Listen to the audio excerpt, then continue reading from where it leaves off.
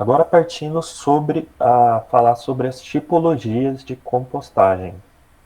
Existe uma diversidade de tipos de compostagem, de composteiras, e elas se dão em função do espaço que você tem, do investimento que você quer fazer ou você pode fazer, do material, tanto do material que você vai compostar, quanto do material que você vai utilizar para construir a sua composteira. Do volume a ser compostado e da técnica de manejo. O manejo é uma questão muito importante de se pensar aí, porque pode ser que você tenha a possibilidade de manejar uma vez por dia, pode ser que você tenha uma vez por semana, uma vez a 15 dias, então escolher o modelo certo é muito fundamental nesse processo. Falando do modelo base da compostagem.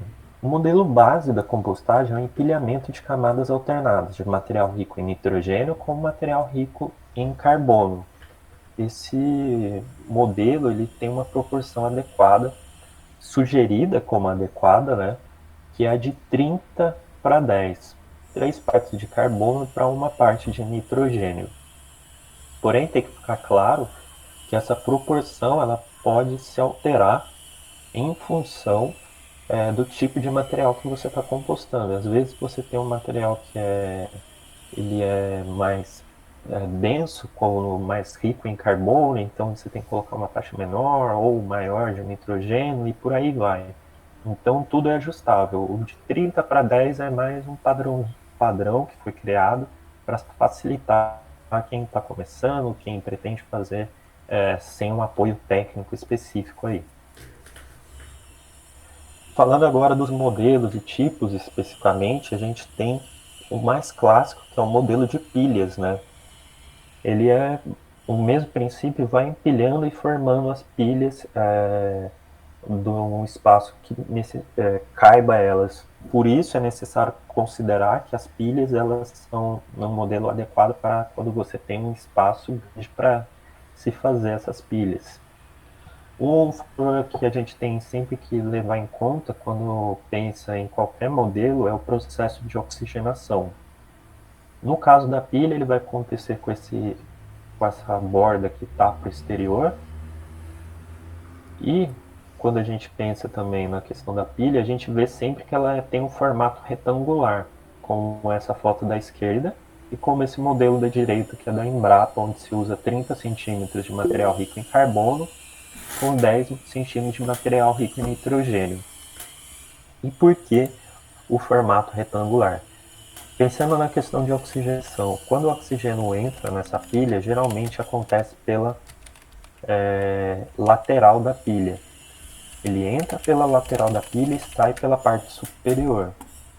Porém, se você tem uma pilha que ela tem um formato quadrado, é mais difícil do oxigênio chegar até o centro da pilha. Por isso, deve-se ter uma pilha no formato retangular, para se garantir que tenha oxigenação em toda a sua extensão e que o processo de compostagem não seja afetado. Gabriel, E pode falar. rapidinho, o Renan perguntou uma coisa aqui, mas eu acho que você já respondeu até. Se a proporção de 30 para 10 é de respectivamente nitrogênio e carbono. Só reafirma É de então para carbono, é de carbono e nitrogênio. carbono e nitrogênio. 3 partes de carbono para 10 de nitrogênio, sempre o nitrogênio em menor proporção. Isso mesmo, é o inverso, Renan. Pode continuar, Gabriel. Show. Então aqui eu falei do modelo de pilha, né? E a gente vai, a partir do modelo de pilha, a gente vai ter algumas variações, né? Da pilha mesmo. Como a pilha é aerada passivamente, onde se insere canos tanto no interior da pilha quanto abaixo da pilha.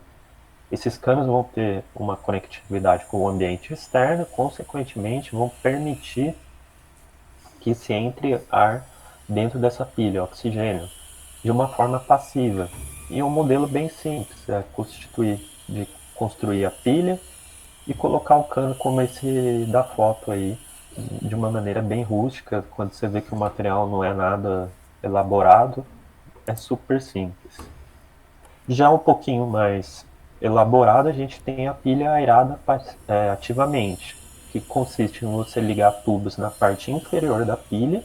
Esses tubos vão estar ligados a um ventilador, exaustor, que vai puxar o oxigênio de fora, o ar de fora, para dentro da pilha, garantindo assim que ela tenha todo o processo de oxigenação e se desenvolva com qualidade. Aqui no exemplo a gente tem uma foto da pilha com um tubo embaixo, super simples também, mas tem o custo também que é envolvido em ter toda essa estrutura, né? Agora falando do modelo de cilindro. Esse cilindro ele pode ser tanto na vertical quanto na horizontal, como nesse exemplo. E ele consiste em você fazer um empilhamento das camadas dentro do cilindro e de tempos em tempos você vai girar esse cilindro. Para que você vai girar esse cilindro? Tanto para misturar o material quanto para oxigenar o material também. No caso, esses cilindros eles podem ser feitos tanto dessa forma mais rústica e amadora, vamos dizer, tábuas, estruturas que são reaproveitáveis, quanto também existem cilindros industriais muito maiores que recebem um volume muito grande de material. Agora falando dos modelos que talvez sejam aqueles mais conhecidos, que são de balde, caixa, lata ou qualquer outro recipiente. Ele consiste em você fazer a pilha dentro do recipiente, permitindo, claro, que haja o processo de oxigenação, ou seja, vai ter a entrada ali de oxigênio, garantindo que a compostagem ocorra de melhor forma possível. No caso aqui, na esquerda, a gente tem um modelo rústico feito com latão. Esse latão ele tem uma tampa na parte superior, que é por onde você vai inserindo o material, e uma portinha na parte inferior, por onde você vai tirando o composto que é gerado. E só um detalhe que aqui nas laterais desse latão você vê que tem furos também para garantir que ocorra a oxigenação do sistema. Na direita a gente tem um modelo feito com um galão de água, aqueles galões de 20 litros, né? Onde no meio você tem a parte que recebe o material, em cima você tem uma tampa, essa tampa ela tem um velcro na boca para garantir que haja entrada de ar. E na porção inferior você tem um coletor de chorume ali com a torneirinha que você pode recolher o chorume e reaproveitar ele como adubo. Aqui na esquerda a gente tem aquele modelo que talvez seja o mais conhecido e difundido, principalmente para quem está começando aí na compostagem, que é um modelo feito com balde, aqueles baldes de maionese, balde de tinta. Ele consiste em dois compartimentos superiores, onde vai receber o material ser compostado, e um compartimento inferior que recebe o chorume que vai ser gerado no sistema. Daí é a mesma ideia com a torneirinha para você tirar o chorume.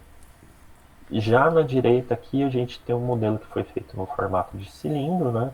Que ele foi feito com grade, permitindo uma ótima oxigenação do sistema ali, colocando o material. Ele seria formato de uma pilha, mas uma pilha mais condensada num sistema de cilindro ali também.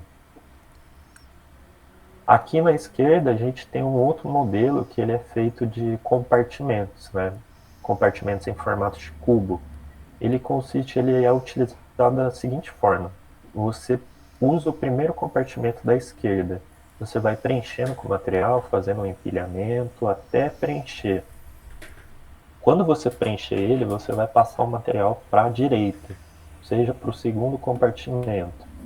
E aí você vai fazendo isso sucessivamente até atingir o processo total de compostagem e você ter os compostos gerados no final. No caso aqui da direita, a gente tem um modelo feito com três caixas, né? Lembra aquelas caixas de transporte de saquinho de leite? Esse é um modelo que ele é comercial, muito vendido aí na internet, por aí, que consiste no mesmo princípio lá dos baldes. Dois compartimentos para você colocar o material a ser compostado e um compartimento para se coletar o chorume. Falando de tipos de compostagem, a gente não pode deixar de falar de variações, né? No caso, a variação que a gente tem da compostagem é a vermicompostagem, que ela consiste em você utilizar organismos que vão acelerar o processo de compostagem. No caso, existem dois organismos que são muito utilizados, que são minhocas e gongos. As minhocas, elas têm a capacidade de quebrar o material, ajudar a converter ele em composto. No caso, existem minhocas específicas, como a do tipo californiana e do tipo africana. Agora, os gongos são também chamados de piolhos de cobra, eles são encontrados principalmente em troncos que estão em decomposição. Você está andando num lugar que tem mais árvores, numa floresta, é típico você encontrar em ambientes bem úmidos também.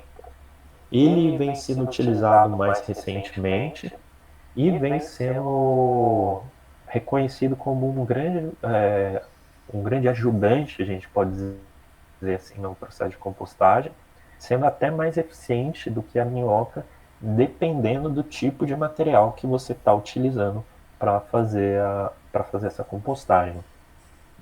Quanto ao processo em si de inserir esses materiais na compostagem, eles são animais que exigem um pouco de cuidado, então você pode colocar eles na composteira construída da mesma forma, porém você tem que se evitar de colocar muitos materiais cítricos, porque podem afetar esses animais, e jamais você deve deixar a composteira secar, porque eles são organismos que dependem de ambiente úmido. Então, se a composteira secar, você tem que acaba causando a morte deles.